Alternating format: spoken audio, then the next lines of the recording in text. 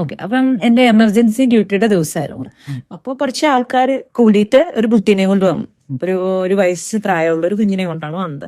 അവർ painters ആയിരുന്നു. അപ്പൊ അവർ പറഞ്ഞ ഹിസ്റ്ററി എന്താണെന്ന് വെച്ചാൽ കുഞ്ഞെ കളിച്ചോണ്ടിരിക്കുകയായിരുന്നു. അപ്പോ പെയിന്റിന്റെ തിന്നറില്ലേ, പെയിന്റിന്റെ തിന്നറ് കുഞ്ഞിയെ മേത്തേക്ക് ഒഴിച്ചു എന്നാണ് കർമ്മര്. അപ്പം നോക്കിയപ്പോ എന്റെ കണ്ണെല്ലാം നല്ല ചുമന്നിട്ടാണുള്ളത്, കുഞ്ഞിന്റെ കണ്ണെല്ലാം നല്ല ചുമന്നിട്ടാണുള്ളത്. അപ്പൊ ഞാൻ പെട്ടെന്ന് തന്നെ നോക്കിയപ്പം വായിന്റെ ഉള്ളിലോ അല്ലെങ്കിൽ കുഞ്ഞു കുടിച്ചതായിട്ടുള്ള സിംറ്റംസോ അങ്ങനെയൊന്നും ഉണ്ടായിരുന്നില്ല.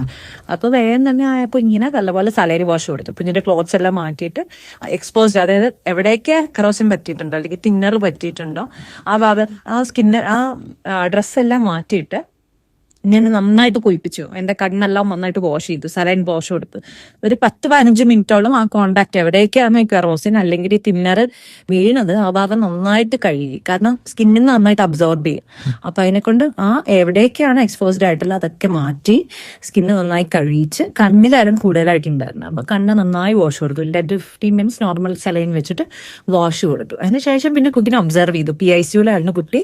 PICUൽ അഡ്മിറ്റ് ആക്കിയിട്ട് ഒരു 6 hours കഴിഞ്ഞിട്ട് ആ സമയം കൊണ്ട് കുഞ്ഞിന് ചുമ വരുന്നില്ല, കുഞ്ഞ് എയർവേ ഓക്കെയാണ്, കുഞ്ഞിന് ശ്വാസം മുട്ടില്ല, ചുമയില്ല, ഛർദിയില്ല, അങ്ങനെയൊന്നും ഇല്ലാണ്ട് ഉറക്കുവരുത്തിയതിനു ശേഷം 6 hours കഴിഞ്ഞിട്ട് ഒരു എക്സ്റേ എടുത്ത് നോക്കി. എക്സ്റേ എടുത്ത് നോക്കിയപ്പോൾ ന്യൂമറൈറ്റിസിന്റെ, ഇതൊരു കെമിക്കലാണല്ലോ. അപ്പൊ കെമിക്കൽ ചെന്ന് കഴിഞ്ഞ് മനസ്സിലൊക്കെ എത്തിക്കഴിഞ്ഞാൽ നേരെ ഡയറക്ട്ലി എന്താ പറയാ, ഡയറക്ട്ലി ലെൻസിലേക്ക് എത്തുന്നില്ല. പക്ഷെ ചിലപ്പോൾ കുഞ്ഞ് കുടിച്ചിട്ടുണ്ടെങ്കിൽ അതിൽ ഛർദിച്ചോ അല്ലെങ്കിൽ ഇത് ഭയങ്കര വോളറ്റൈൽ ആയിട്ടുള്ള ഗ്യാസാണിത്. അപ്പോൾ പെട്ടെന്ന് തന്നെ കെമിക്കൽ ന്യൂമണൈറ്റിസ് ഒക്കെ ഉണ്ടാവാൻ സാധ്യത. കെമിക്കൽ ന്യൂമണൈറ്റിസ് എന്ന് വെച്ചാൽ ഇത് ഭയങ്കര എന്താ പറയാ ഇൻഫ്ലമേഷൻ ഉണ്ടാക്കും എന്ന് പറയും. അപ്പോൾ കുഞ്ഞിന് ചുമയുണ്ടാവും, ശ്വാസം വിട്ടുണ്ടാവും, ഓക്സിജൻ ഒക്കെ കുറയും.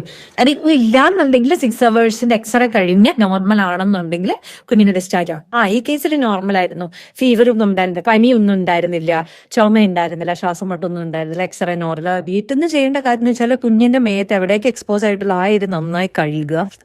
വെള്ളം ഒഴിച്ചിട്ട്, സാധാ വെള്ളം, സോപ്പൊന്നും ഉപയോഗിക്കേണ്ട, വെള്ളം ഒഴിച്ച് നന്നായി കഴുകിയതിന് ശേഷം എത്രയും പെട്ടെന്ന് ഹോസ്പിറ്റലിലേക്ക് എത്തിക്കുക.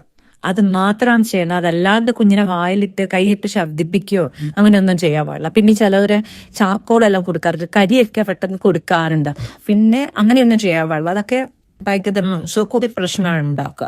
പിന്നെ കുഞ്ഞിന് ഒരു രീതിക്ക് നമ്മൾ ഛർദ്ദിപ്പിക്കാൻ നോക്കരുത്. കാരണം ഛർദ്ദിപ്പിച്ചു കഴിഞ്ഞാൽ ഇത് പെട്ടെന്ന് ലംസിലേക്ക് എത്തി കോംപ്ലിക്കേഷനിലേക്ക് എത്താൻ പറ്റില്ല. അതുകൊണ്ട് ഒരു വെൽ സെറ്റപ്പുള്ള ഒരു ഹോസ്പിറ്റലിലേക്ക് എത്തിക്കുകയാണ് ചെയ്തത്. കുഞ്ഞിന് ശ്വാസം മുട്ടും ശ്വാസതടസ്സമൊക്കെ ഉണ്ടാകുന്ന സാധ്യതയുണ്ട്.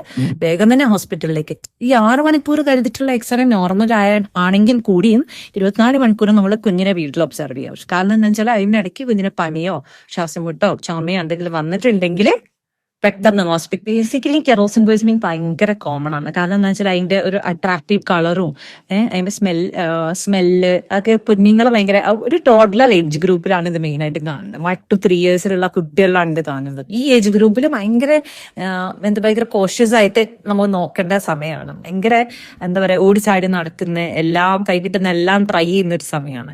അപ്പൊ കുട്ടിയുടെ റീച്ചബിൾ ആയിട്ടുള്ള ഏരിയയിലൊന്നും ഇങ്ങനത്തെ സാധനങ്ങൾ, ഫിനോയില്, പിന്നെ കെറോസിൻ അങ്ങനത്തെ സാധനങ്ങളൊന്നും വെക്കരുത്. പിന്നെ വെള്ളത്തിന്റെ ബോട്ടിൽ നമ്മൾ ഈ കെറോസിൻ എല്ലാം സൂക്ഷിക്കുന്നില്ലേ, അതൊക്കെ ഭയങ്കര ഡേഞ്ചറസ് ആണ്. കാരണം എന്താ വെച്ചാൽ അതിലൂടെ കുഞ്ഞ് കാണാനല്ലോ അതിന്റെ കളറെല്ലാം. ഇങ്ങനത്തെ ഇൻഫർമേഷൻസ് ഒക്കെ കിട്ടണം എന്നുണ്ടെങ്കിൽ ഈ വീഡിയോ ഫോളോ ചെയ്യുക, സബ്സ്ക്രൈബ് ചെയ്യുക, ലൈക്ക് ചെയ്യുക.